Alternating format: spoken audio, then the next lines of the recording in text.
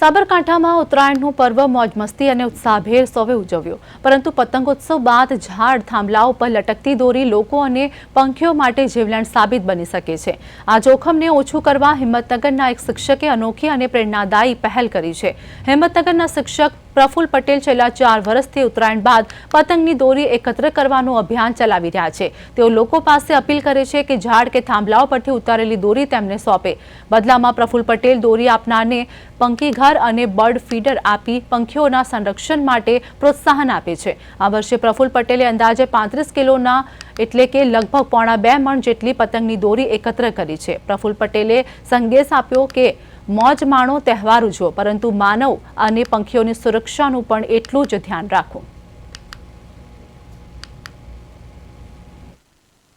જાણે અજાણે ચકલીના પગ એ દોરીમાં ફસાઈ જાય છે અને એવું પણ જોવામાં આવ્યું છે કે ચકલીના માળાની અંદર જે માળો હોય છે, માળાની અંદર બચ્ચા તૈયાર થયા હોય છે, પણ જો બચ્ચાનો પગ એ દોરીની અંદર ફસાઈ જાય છે તો પણ એ બચ્ચું સમય જે રીતે તૈયાર થવું જોઈએ તૈયાર થઈને બહાર નીકળી શકતું નથી। તો આપ સૌ મિત્રોને એક નમ્ર વિનંતી છે કે ધાબા પર, અગાસી પર કોઈ પણ જગ્યાએ દોરી પડી હોય તો એ દોરી નાઇસ એન્ટરપ્રાઇઝમાં જમા કરાવો। અને આપણે સતત 4 વર્ષથી આ સેવાકીય કાર્ય કરીએ છીએ, જેમાં 1 કિલો દોરીના સામે આપણે ચકલીઘર આપીએ છીએ। અને અમુક મિત્રોની રિક્વાયરમેન્ટ હતી કે પ્રફુલભાઈ આપણે બર્ડ ફીડરની જરૂર પડે છે, તો આપણે બર્ડ ફીડરનું પણ આયોજન કર્યું છે।